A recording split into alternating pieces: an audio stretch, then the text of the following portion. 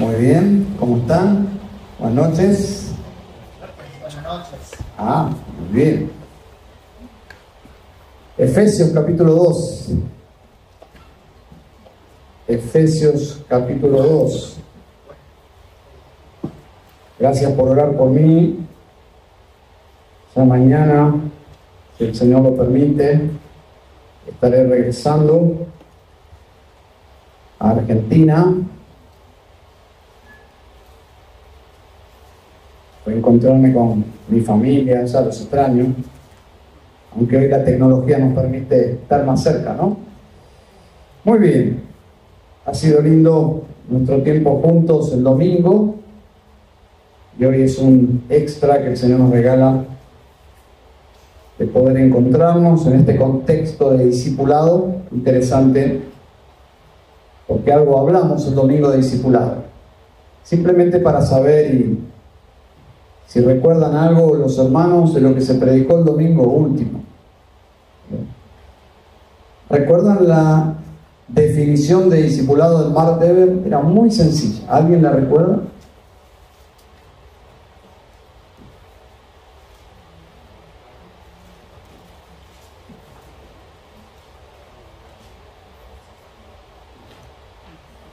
¿Alguien recuerda cómo empieza la definición? Bien, bien. Discipulado es ayudar a otros a seguir a Jesús. Muy bien, excelente. Bien, de eso se trata el discipulado. Vamos a estar en esta ocasión en un pasaje, Efesios capítulo 2, muy conocido, sumamente conocido y amado por todos los creyentes. Yo creo que fue el pasaje que el Señor usó para salvarme. Así, cuando yo tenía 18 años, volví de un campamento con una profunda convicción de pecado en mi alma, pero sospecho que todavía no era salvo por una serie de situaciones que no vale la pena ahora mencionar, pero creo que el Señor comenzó a obrar en ese campamento en cuanto a ver una radiografía de mi alma, una tremenda convicción de pecado, y luego este pasaje en los primeros 10 versículos de Efesios 2, el Señor utilizó para salvarme, para darme inclusive seguridad en cuanto a mi salvación. El texto comienza con una expresión. Dice: y Él os dio vida a vosotros, que estabais muertos. Qué interesante. R.C. Sproul, hablando justamente de Efesios 2, dice: aquí Pablo establece el momento en que la regeneración ocurre. Es el momento exacto en el cual la regeneración ocurre. Dice, tiene lugar cuando estábamos muertos. Con una sola bomba de revelación apostólica, todos los intentos de asignarle la iniciativa de la regeneración al hombre son aplastados total y completamente. De nuevo, los hombres muertos no cooperan con la gracia. Fin de la cita de Sproul. ¿Cómo estábamos antes de venir a Cristo? Muertos. ¿Bien? Bien muertos. Espiritualmente bien muertos. ¿Pero por qué? Lo dice el mismo pasaje. Muertos en delitos y pecados. Por un tema de tiempo no vamos a hacer un análisis de cada palabra. Entiendo que ustedes van a avanzar en el estudio del Evangelio y sus componentes, pero nosotros estábamos muertos. Bien, los primeros 10 versículos del capítulo 2 es un texto muy claro para presentar el Evangelio. Es más, Pablo está presentando el Evangelio a creyentes. Bien, está haciendo un desarrollo de la doctrina del Evangelio, de la salvación a creyentes. Pero es un texto muy hermoso para predicar el Evangelio. El párrafo en su idioma original, que es griego, se compone de dos oraciones.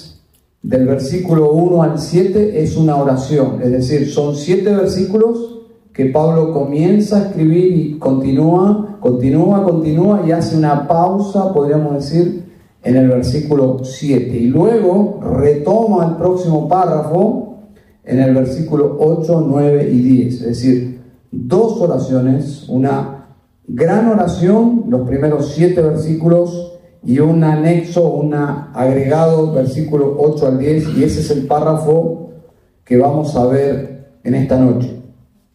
Entonces, pero si ustedes observan, en los primeros 3 versículos, el esquema que usa el escritor es describir nuestra condición. Describe nuestra condición. Y después de dejar totalmente en claro en los primeros 3 versículos lo que éramos sin Cristo, por lo tanto, lo que es el ser humano sin Cristo, luego de desarrollar nuestro estado, entonces, y eso ya es una pista para la presentación del Evangelio, una vez que desarrolla nuestro estado, recién allí describe la gracia de Dios que nos salva. Y cuando concluye con la salvación por gracia, si la salvación es por gracia, entonces la lógica es que no hay gloria alguna en el hombre.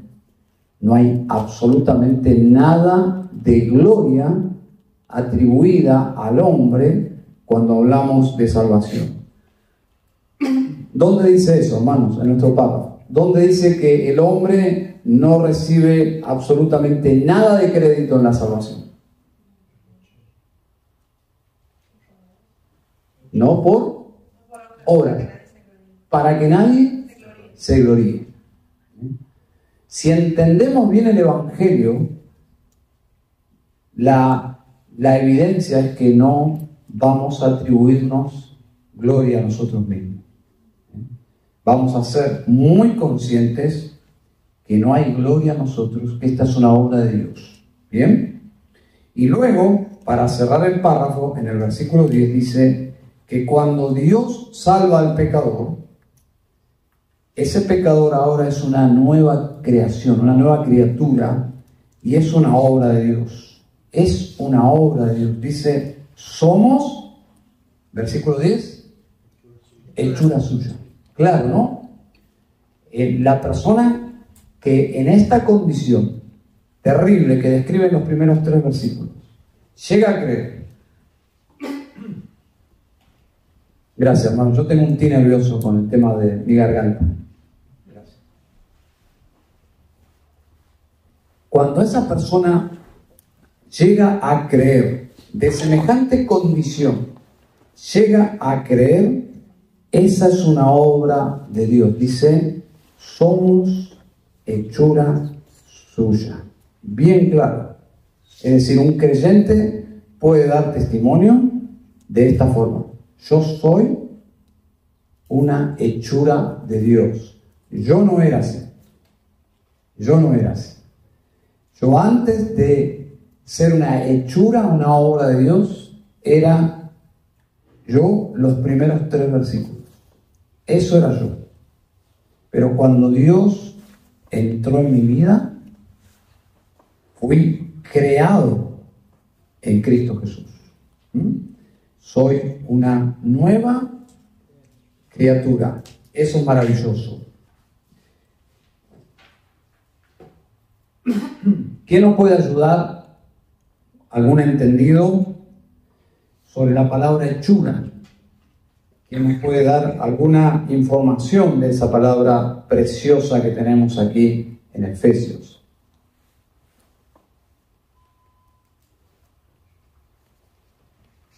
¿Alguien? Es una palabra que usamos nosotros en el español también.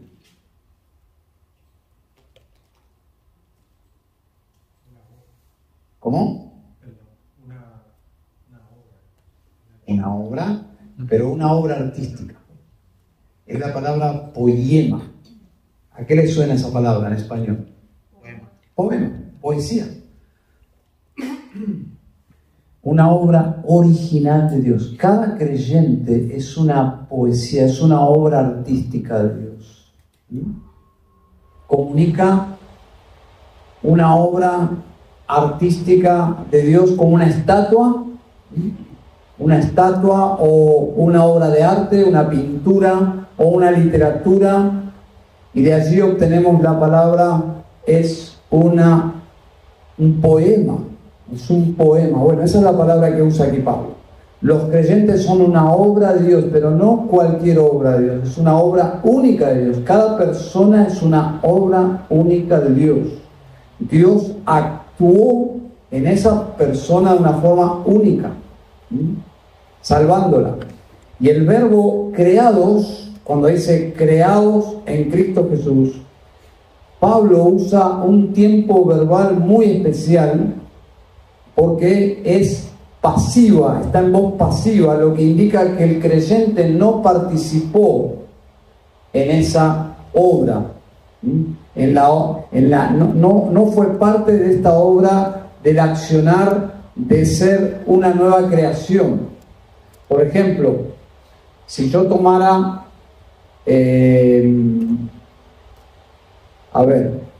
si estaría lloviendo y yo salgo, yo diría, me mojé. Pero no estaría tan claro si la acción la logré hacer yo. En realidad yo me mojé, pero el agua cayó sobre mí, yo fui pasivo, fue el agua que me mojó, ¿no? Bueno, esta idea aquí es, creados, es que yo no intervine. Dios hizo la acción sobre mí. Es decir, Dios convirtió a este pecador, como lo describen los primeros 3 versículos, a todos nosotros, ahora es un poema, es una obra, una creación artística, podríamos decir, de Dios, en la cual no participamos. Es la misma dinámica de todo lo que Dios creó. Lo hace sin la ayuda de la criatura. Siempre que Dios crea algo, lo hace sin la participación de la criatura. En Génesis lo hace así. Y en la nueva creación, que es la salvación, tiene la misma dinámica. Es una obra unilateral de Dios, en la cual la criatura no participa. Y esto es maravilloso. Fue Dios quien lo hizo. Somos creyentes en Cristo por la obra de Dios únicamente. Por eso cuando nosotros compartimos nuestro testimonio, lo debemos hacer con mucha humildad, porque debemos describir lo que aquí describe, que es una obra de Dios en nosotros. Y debemos hacerlo con mucha gratitud, como un acto de adoración. Cuando contamos cómo llegamos a Cristo, no debemos dar la impresión que fuimos nosotros los que alcanzamos esa salvación, ya sea por nuestra inteligencia, discernimiento, astucia, no. Fue una obra misericordiosa de Dios. Así que el pasaje es maravilloso porque responde a la pregunta, ¿qué lugar tiene entonces nuestras obras en la salvación? Bueno, versículo 9 responde, en primer lugar, no por obras. Es decir, si alguien se ha esmerado en pos de su salvación y ha reunido a hacer algunas obras que, según su entendimiento, colaboran para la salvación, cuando llega el verdadero evangelio se da cuenta esa persona que sus obras no sirven, que sus obras absolutamente no entran por la puerta estrecha.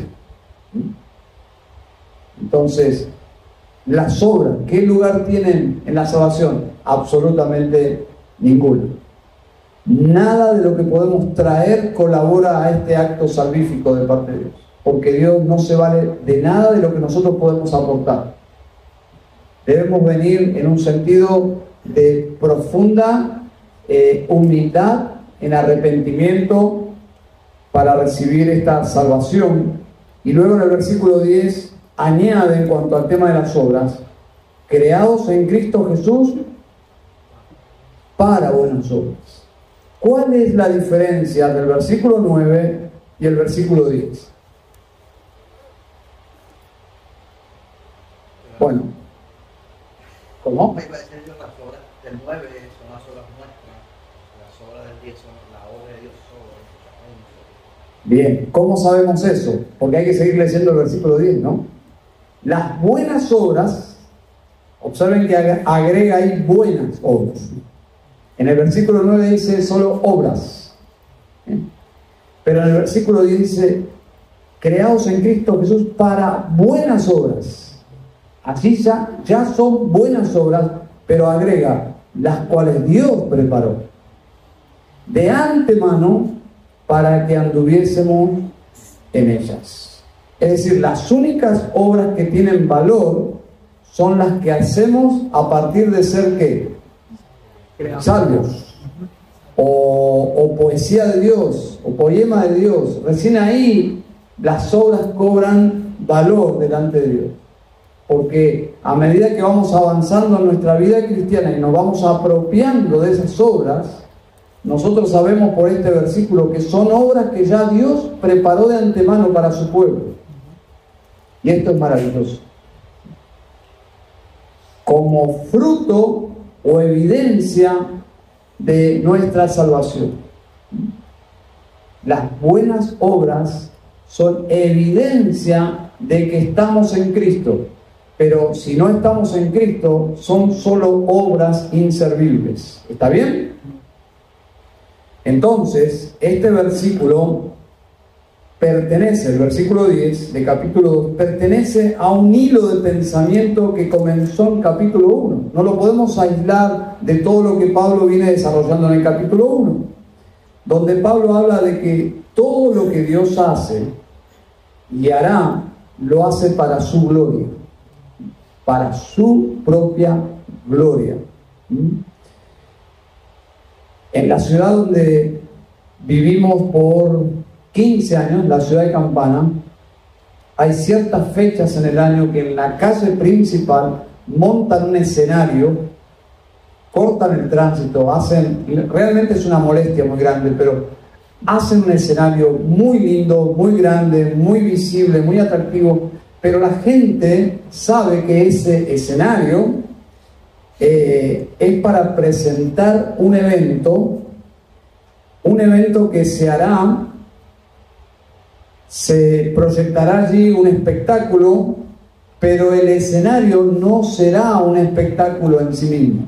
Por más lindo que sea, por más adornado que esté, no importa, por más que sea iluminado y muy bien establecido allí, es simplemente un escenario donde se va a proyectar algo. Hermanos, de la misma forma, el universo, la creación, es un escenario. No es un espectáculo en sí mismo, no tiene un fin en sí mismo, es simplemente un escenario.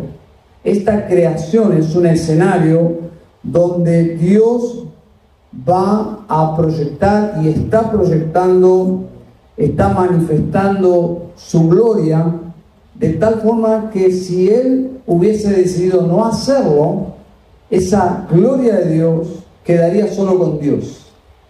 Pero Dios es tan bueno que ha creado un escenario para que sus criaturas participen de esta belleza, de este espectáculo que es su propio ser. Y esto es emocionante. Su gloria, su gloria. Si no fuese así, la gloria de Dios sería conocida solo por el Trino Dios y por nadie más. Pero en cambio, en esta historia de salvación, Dios monta en esta creación, en este universo, un escenario para que nosotros nos maravillemos de ver su gloria. Dios quiso manifestar su gloria, y su gloria es el deleite más precioso de sus criaturas. Capítulo 1, versículo 12 dice, para alabanza de su gloria. Capítulo 1, versículo 14, para alabanza de su gloria otra vez. Su gloria es para alabarlo a Dios. Yo le contaba a unos hermanos que me invitaron a comer una comida que era una fusión de sushi, es decir, comida japonesa, fusionado por un chef peruano. De por sí ya es una comida muy cara y nos invitaron, yo fui con mucha expectativa, pero cuando probé ese sushi japonés fusionado con la mano peruana, que ya son excelentes, yo me emocioné. No sé si te ha pasado de comer algo y emocionarte, así como ver a Boca. Te emocionás. O a la selección. No, algo, digo, wow, qué rico es esto. Esto es algo. Y me pasó también con un postre árabe, que me emocioné como un tonto, ¿no? me sentí feliz. Bueno, ese es simplemente una muestra.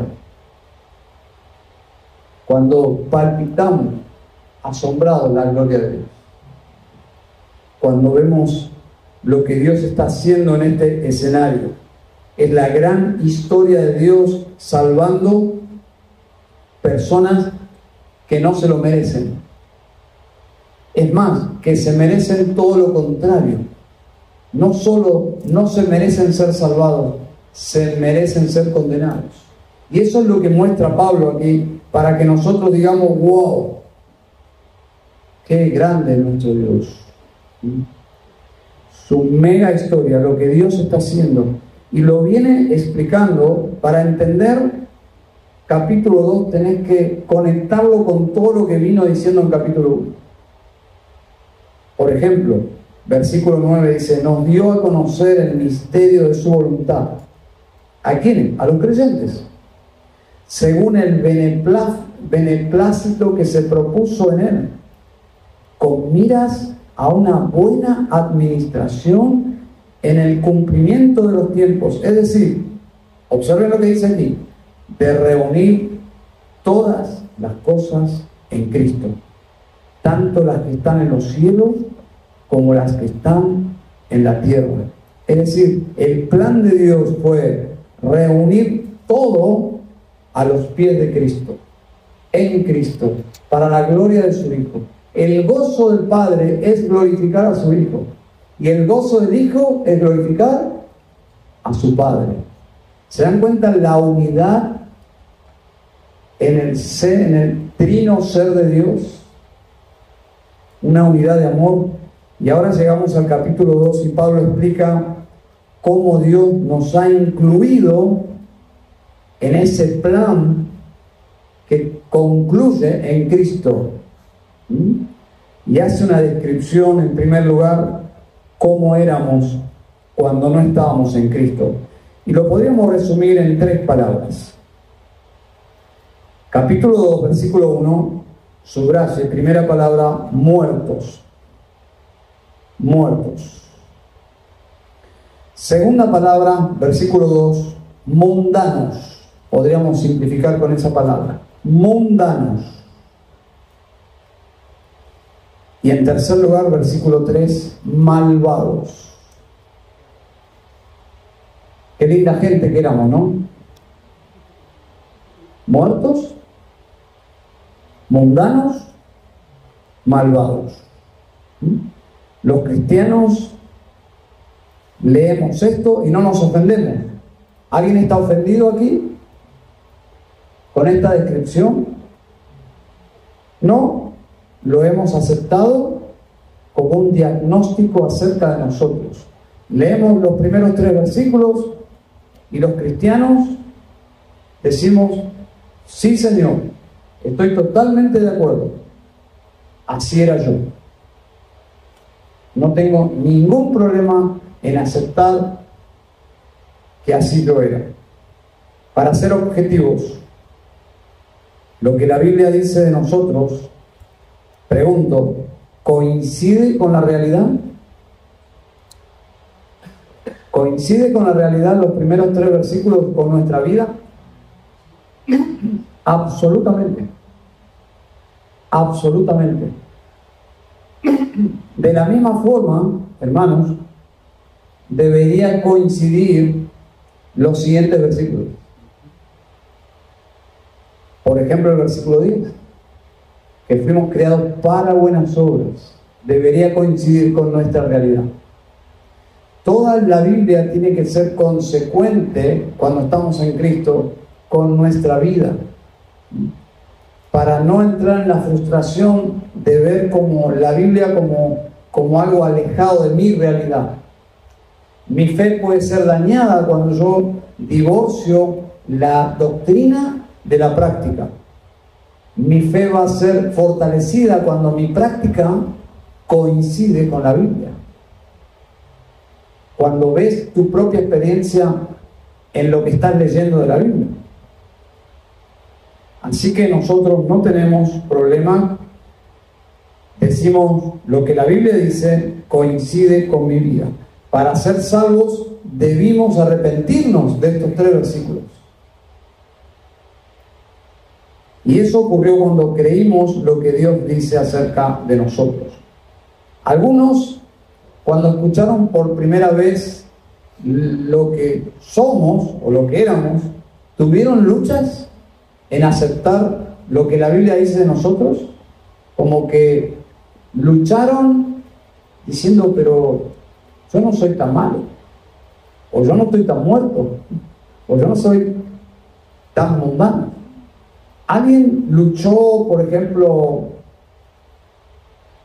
horas antes de creer, cuando escuchó el Evangelio por primera vez? ¿Alguien tuvo esa experiencia de luchar poco tiempo, quizás horas o minutos, y automáticamente ponerse de acuerdo con Dios? Que le resultó fácil, digamos, lo que la Biblia dice de nosotros.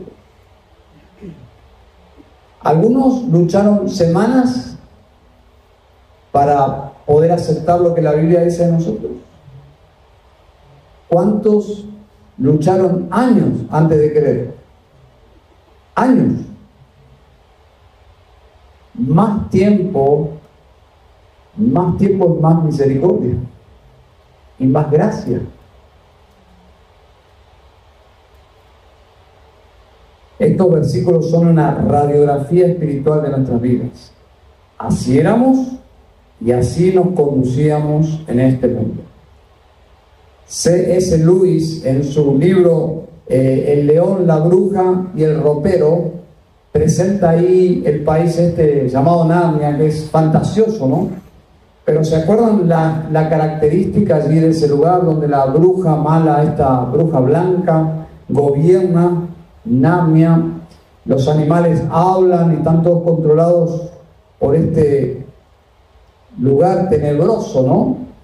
Pero ¿recuerdan la expresión poética para ilustrar Narnia bajo la bruja blanca? ¿Qué era lo que no había en Narnia? ¿Alguien leyó o vio la película quizás?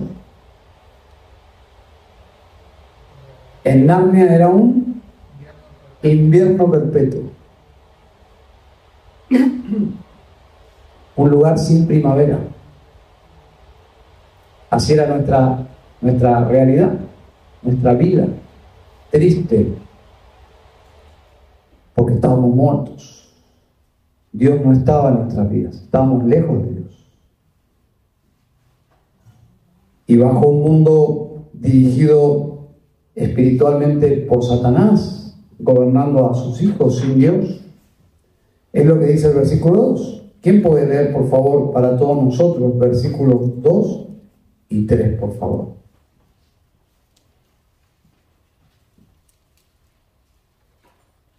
En los cuales anduvisteis en otro tiempo según la corriente de este mundo, conforme al príncipe de la potestad del aire, el espíritu que ahora opera en los hijos de desobediencia, entre los cuales también todos nosotros en otro tiempo vivíamos en las pasiones de nuestra carne, satisfaciendo los deseos de la carne y de la mente.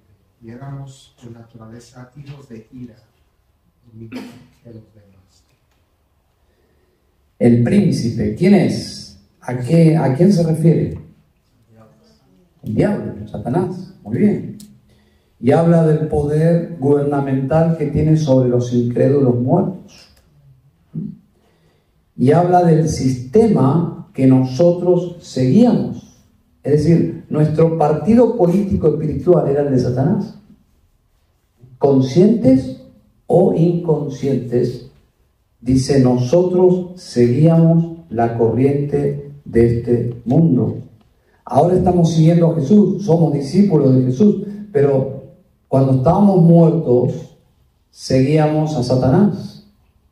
Esa era nuestra condición. Y hay dos frases para resaltar aquí, que dice, hijos de desobediencia. Y luego dice, hijos de ira. ¿Qué enfatiza la primera expresión? Hijos de desobediencia.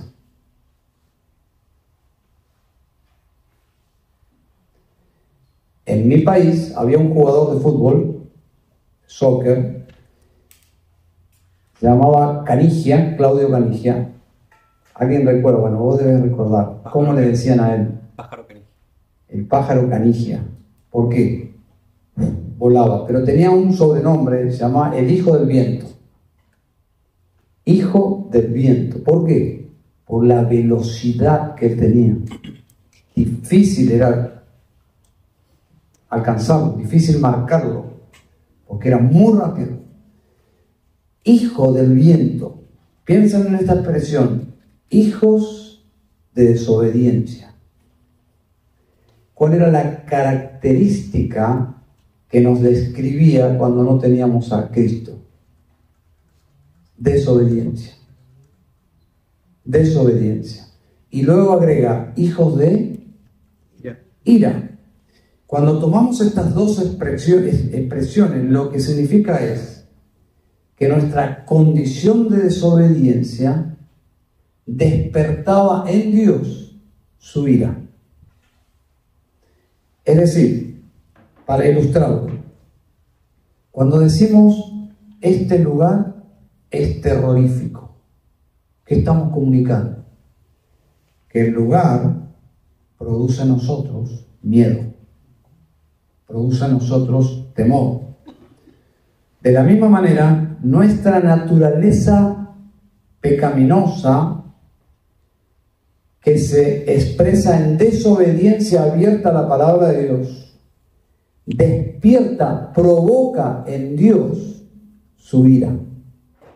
Es decir, toda nuestra manera de vivir, es decir, nuestra manera de pensar, nuestros sentimientos, nuestras acciones, despertaban en Dios, despiertan en Dios de parte de los incrédulos su enojo, su ira. Es decir, Dios está tremendamente airado con los pecadores. Esa era nuestra vida. Todos nuestros actos estaban infectados por la muerte y por el pecado. Somos aquí identificados así, como hijos de desobediencia, por lo tanto, hijos de ira. Nuestro pecado despertaba la ira de Dios sobre nosotros. Es lo que se conoce en la Escritura, no en la Escritura, en la teología, o sea, es un término medio técnico, como la condición del pecador, que es depravación total. Nosotros luchamos con esa expresión porque suena como algo sexual, ¿no? Y hay gente que su pecado no va por ese lado. Otros prefieren la incapacidad del hombre total, depravación total, como se conocía en la antigüedad, o incapacidad total, pero básicamente lo que significa es que el hombre está totalmente inhabilitado para agradar a Dios. No hace absolutamente algo que verticalmente produzca en Dios una emoción grata. Todo lo que producimos en Dios cuando no estábamos en Cristo era desagrado, ira, porque todos nuestros actos estaban en la condición de pecado.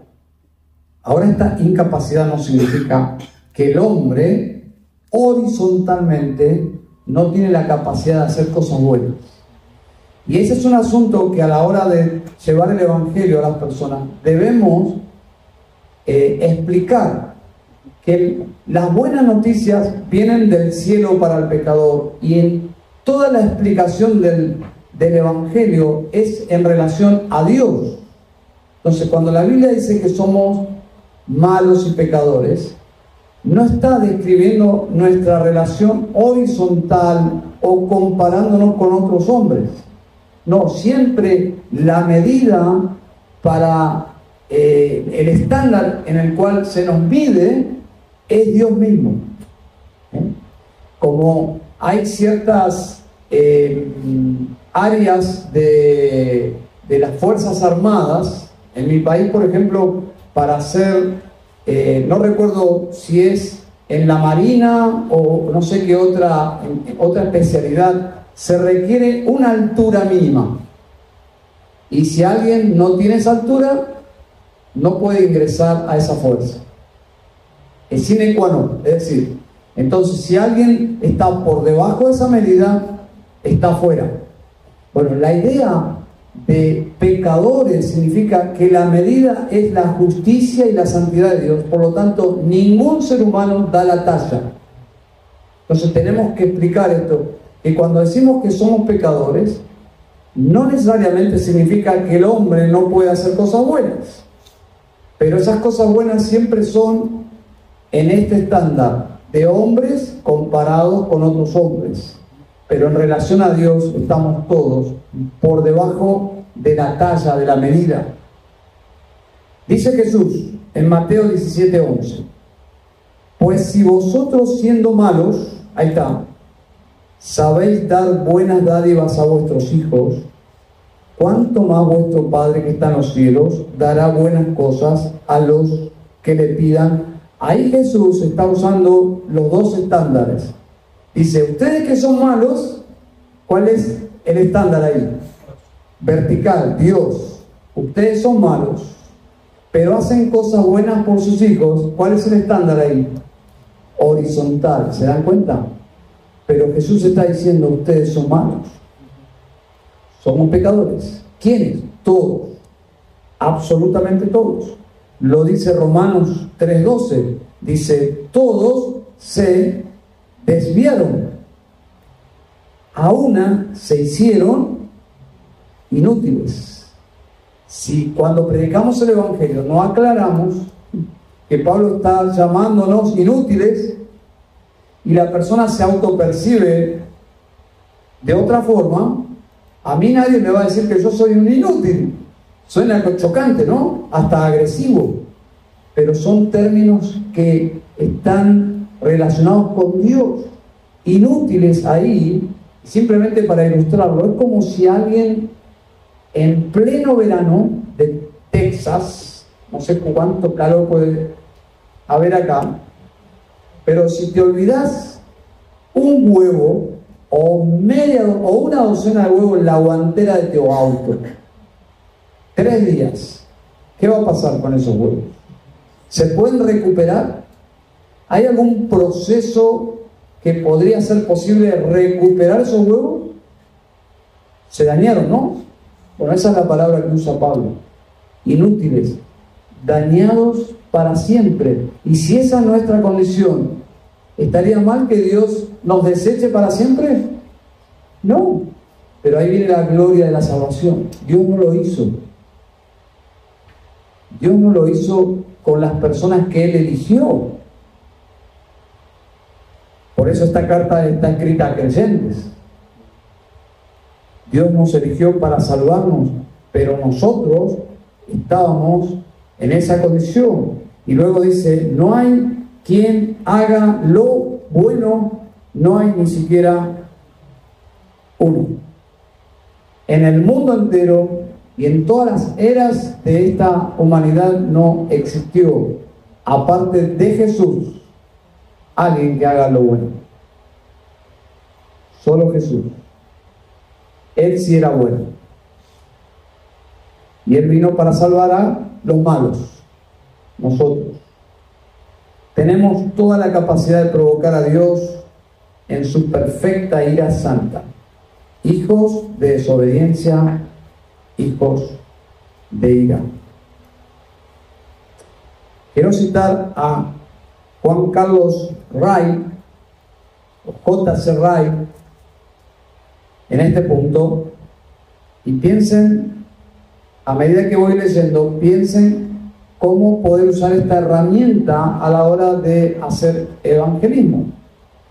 Cito: errores en el diagnóstico de una enfermedad siempre traerán consigo fallas en la administración del remedio. Igualmente, conceptos equivocados acerca de la corrupción de la naturaleza humana traerán siempre equivocaciones acerca del gran antídoto y cura de tal corrupción. Fin de la cita. Un mal diagnóstico es un problema en la salud, ¿no? Alguien ha sufrido en su salud física porque le dieron un mal diagnóstico. Por lo tanto, un mal diagnóstico es darle la medicina equivocada, la enfermedad se extiende o se empeora, es un problema. Bueno, el Evangelio jamás podría ser entendido si no se entiende el contraste que la Biblia hace entre el ser infinito, perfecto y santo de Dios, contrastado con nosotros, seres totalmente finitos y pecadores y perdidos. El Evangelio surge de contrastar a Dios con el hombre. Y esa es la presentación del Evangelio que tenemos que hacer. Ese contraste genera preguntas en las personas. Y la pregunta más elocuente de la Biblia en cuanto a esta presentación del Evangelio es: ¿qué tengo que hacer para ser salvo? Cuando una persona entendió el contraste de Dios versus el hombre, si lo entendió por medio del Espíritu, ¿no?, va a preguntar: ¿y entonces qué tengo que hacer para ser salvo? Esa pregunta revela que esa persona está entendiendo que está perdido. Si entiende el desarrollo de lo que somos y de lo que Dios es, si ya pescaron el espantoso cuadro de lo que somos, pueden comprender que la salvación es un milagro, porque los muertos no se autorresucitan. Y si estamos llevados por las corrientes de este mundo, no podemos volver contra la corriente porque estamos muertos. Estamos autoengañados, siguiendo al príncipe de la potestad del aire. Tiene que alguien salvarnos, porque nosotros no nos podemos salvar a nosotros mismos. Y este es el asunto que plantea Pablo aquí. La salvación es un milagro de Dios, es una intervención de Dios. ¿Fue Dios quien inició nuestra salvación? Amén. ¿Cuándo inició Dios nuestra salvación? Capítulo 1. Antes de la fundación del mundo. Ni existíamos. Pero así Dios resolvió crearnos y salvarnos. Y eso es maravilloso. Y fue Dios quien nos buscó, quien envió al Salvador para rescatarnos. Romanos 3:11 dice: no hay quien entienda, no hay quien busque a Dios. Y eso es milagroso, hermano. No hay quien busque a Dios. Ninguno de los que estamos aquí, que hemos llegado a Cristo, buscamos a Dios. Nunca. Dios nos buscó a nosotros. Nosotros somos anti-Dios. Todo nuestro ser es anti-Dios. Si alguien llega a Cristo es por justamente la gracia de Dios. Si Dios nos dejara en nuestra propia naturaleza, el curso de nuestro propio ADN humano, seríamos totalmente perdidos para siempre. Nunca elegiríamos a Dios. Nunca creeríamos en Cristo.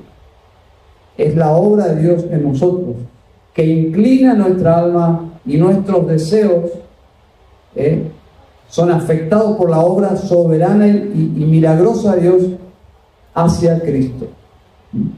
Esa es la obra maravillosa del Evangelio. Así que, como resumí rápidamente 3 palabras que demuestran nuestra condición antes de Cristo: muertos, versículo 1, mundanos y malvados. 3M para que la recuerden. ¿Bien? Ahora las 3 frases que resumen nuestra condición en Cristo y después de Cristo es: número 1, amados. Amados. Recuerden el contraste. Para valorar esa palabra amados, tenemos que recordar que lo único que producían nuestros actos era ira. Y ahora somos amados. Número 2, resucitados, porque si estábamos muertos, Dios tenía que hacer algo por nosotros. Resucitados. Y en tercer lugar, sentados. Sentados. Es el mismo poder que resucitó a Cristo y ahora nos resucitó a nosotros. Eso es lo que habla el capítulo 1. Dice el versículo 19: ¿y cuál es la extraordinaria grandeza de su poder para con nosotros, los que creemos? Conforme a la eficacia de la fuerza de su poder, el cual obró en Cristo cuando le resucitó de entre los muertos y le sentó a su diestra en los lugares celestiales. Es decir, ese poder que levantó de la tumba a Jesús muerto, es ese mismo poder que nos levantó a nosotros de la muerte espiritual en la cual nosotros vivíamos. Ese extraordinario poder en el Evangelio, aplicado cuando predicamos el Evangelio, en el Evangelio. Así que no solo fuimos resucitados, sino también sentados con Él. ¿Dónde dice eso? ¿Dónde dice que estamos sentados con Cristo? Capítulo 2, versículo 6. Versículo 6 del capítulo 2 lo dice. Sí, estamos sentados. ¿Dónde está usted sentado en este momento? Con Cristo. Pero yo los veo sentados aquí Pero Dios dice que estamos sentados con Cristo. Cuando lees Juan capítulo 11, hay un cuadro que puede ilustrar lo que estamos viendo aquí. En Juan capítulo 11, Lázaro está muerto. ¿Se acuerdan? Bien muerto. Más de 3 días. 4º día. Sepultado hacía 4 días. No había ninguna esperanza de que Lázaro esté vivo. Ninguna posibilidad. Cristo viene a la tumba y por el poder de su palabra lo levanta de los muertos. ¿Se acuerdan? Lázaro sale de la tumba resucitado. Y en el próximo capítulo leemos dónde está Lázaro. Sentado con Jesús en la mesa. ¿No es un cuadro ilustrativo de lo que vemos aquí?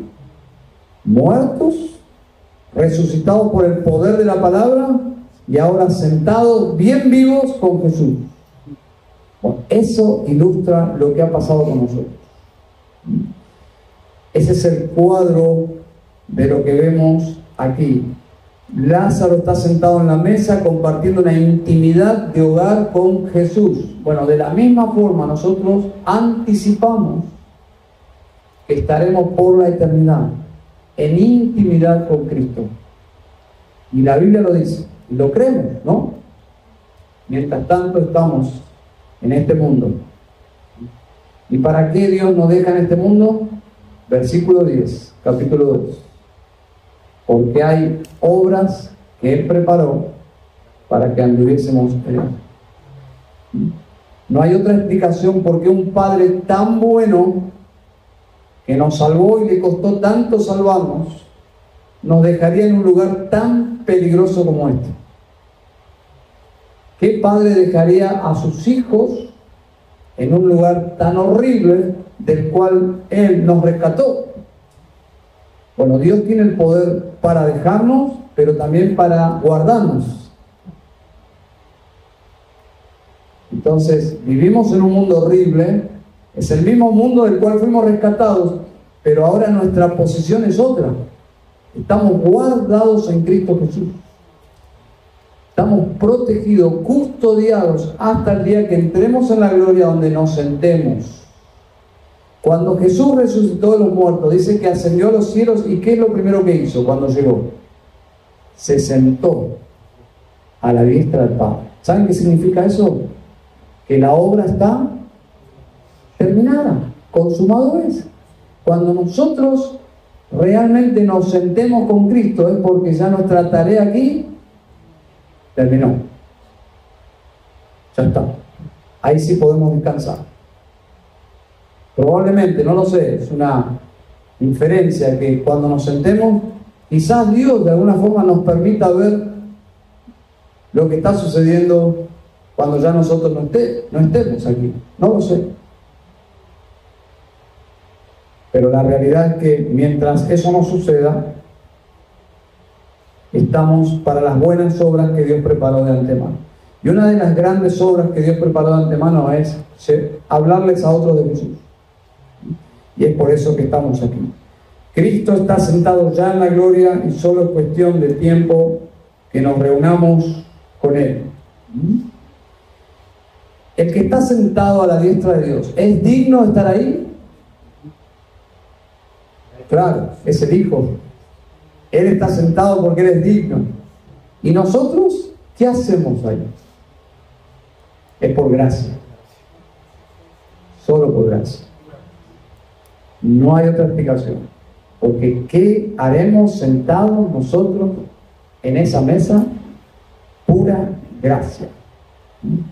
Ahora llegamos a un resumen magistral de todo lo que desarrolló. Alguien que pueda leer, por favor, versículos 8 y 9 para todos.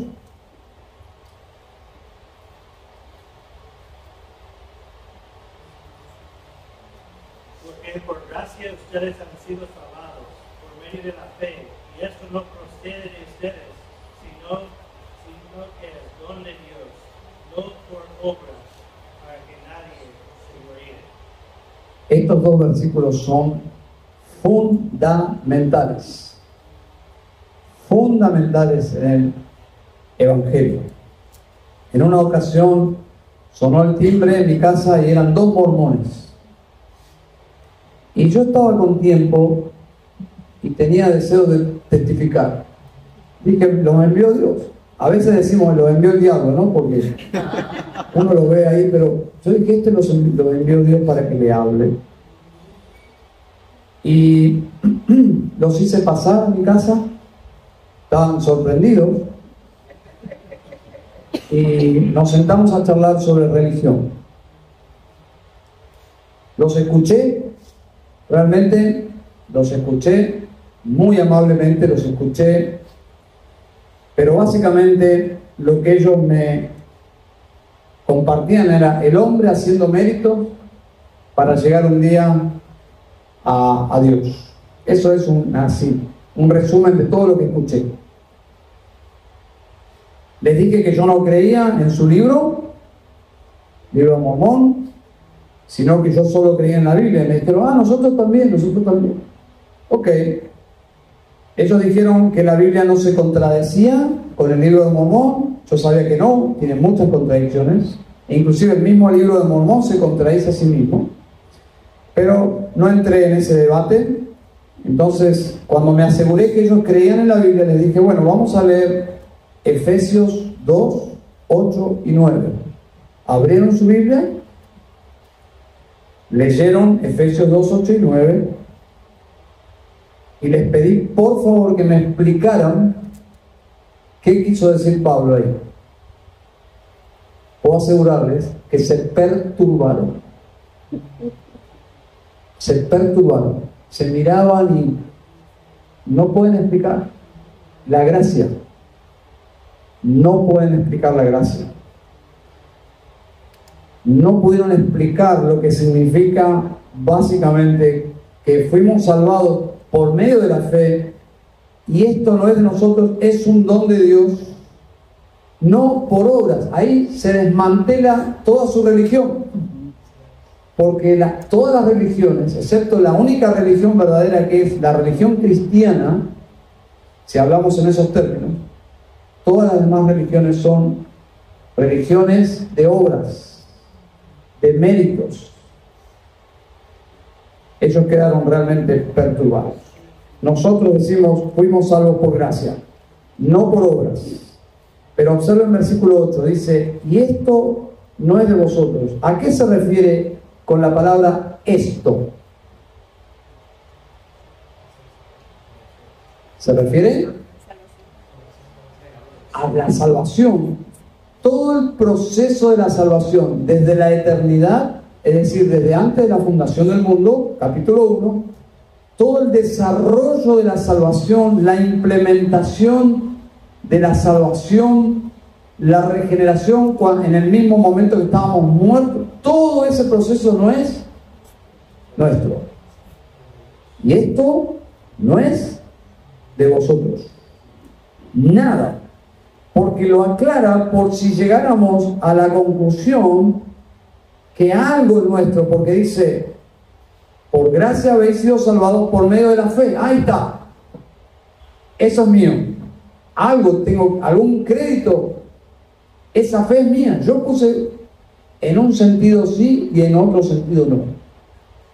Si lo miramos con ojos humanos, obviamente que esa fe es nuestra, porque estamos bajo el mandato de poner fe en Cristo.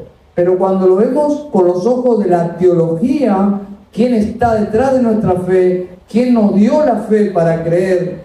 ¿Quién abrió nuestros ojos para ver, para entender? Es Dios. Entonces, si vienes por medio de la fe, aclara Pablo, y esto, incluida la fe, nada es vuestro. Todo, absolutamente todo, es un don de Dios. Un regalo, un donativo, una donación de Dios. Una ofrenda de Dios, para que nosotros llegáramos a la salvación. Y el versículo 9 remata todo, dice, no por obras, para que nadie se gloríe. Esto es maravilloso. Y esto no de vosotros, se refiere a todo el proceso desde la eternidad a la eternidad, tiene que ver como una obra de Dios. Y nosotros decimos, soli deo. ¿De dónde viene esa expresión de los reformados? De entender cómo funciona la salvación. Es una obra de Dios. Por lo tanto, cuando nosotros compartimos el Evangelio, estamos en estos dos campos. El campo de lo que vemos y en el campo de la fe. Cada vez que compartimos el Evangelio, tenemos que estar expectantes, porque probablemente estemos frente a un elegido y Dios desee salvarlo. Amén. Conclusión: cuando llegue el día final, los creyentes en la gloria dirán, estamos aquí por tu gracia. Y los no cristianos irán al infierno Y cuando entren en el infierno dirán, estamos aquí por nuestro pecado. Las dos realidades que se observan en la Biblia. Los que fuimos salvados es por pura gracia de Dios. Los que irán al infierno es por la pura justicia de Dios. Así funciona. Y nosotros, yo creo que en alguna ocasión lo mencioné, algo que estuve pensando en algún momento. Si Dios nos hiciera la tarea más fácil a nosotros, vamos a suponer que tuviésemos la capacidad de saber quiénes son los elegidos. Que pudiésemos tener algunos ojos para observar la E en la frente de las personas. ¿Se imaginan? ¿No sería todo más práctico y fácil? Pero seríamos las personas más cínicas, más desamoradas. Porque yo agarraría, me acercaría con la Biblia para predicarle a Samuel y no tiene la E. ¿Para qué invertir tiempo en alguien que va a ser condenado para siempre? Que es un desgraciado, es decir, que no tiene la gracia de Dios. Pero allí hay alguien que tiene la E. A ese le voy a amar y a ese le voy a predicar. Seríamos cínicos. Dios en su gracia nos dijo, vayan y prediquen a toda criatura. Y cuando alguien responda, vamos a quedar asombrados, porque sabemos que Dios está ahí. Porque no hay otra forma de que alguien responda al Evangelio si no es por obra de Dios. Recuerden, no hay quien busque a Dios. Los muertos no buscan a Dios. Los muertos espirituales solo siguen la corriente de este mundo y solo desobedecen a Dios. Esa es la forma de vivir de los paganos. Y así éramos nosotros, hasta que Dios nos salvó. A Dios sea la gloria. Amén. Bueno, déjenme orar al Señor. Padre, te damos gracias por la salvación. Somos criaturas, somos poemas tuyos, Señor, y somos muy débiles todavía. Y somos muy inconstantes, somos tentados. Y a veces somos desganados para buscar tu rostro. A veces perdemos la capacidad de asombrarnos frente a tanta gracia, Señor. Señor, por favor, produce en nosotros un deseo profundo de invertir nuestras vidas en esta causa eterna, Señor, de alcanzar a los perdidos, de alcanzarlos y discipularlos, y de vivir para lo eterno. Gracias por el Evangelio, gracias por aclararnos cómo funcionó este Evangelio en nuestras vidas, por medio de esta epístola, Señor. Oramos en Cristo Jesús. Amén. Amén.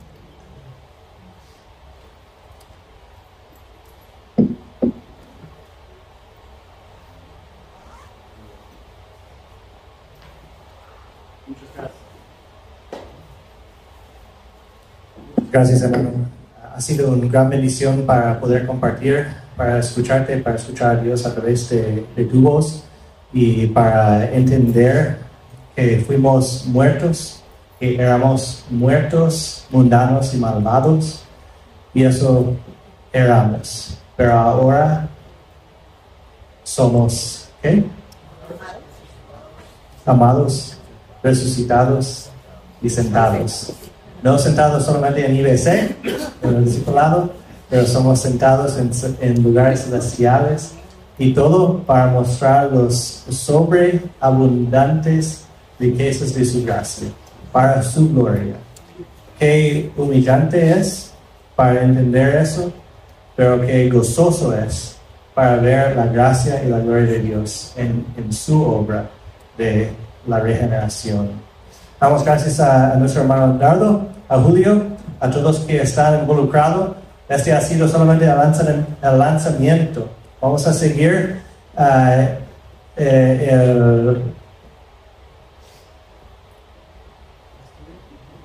vamos a seguir la forma antepasado de reunir la semana que sigue con la material. Ya tenemos varios libros que cuestan lo mismo aquí que en línea.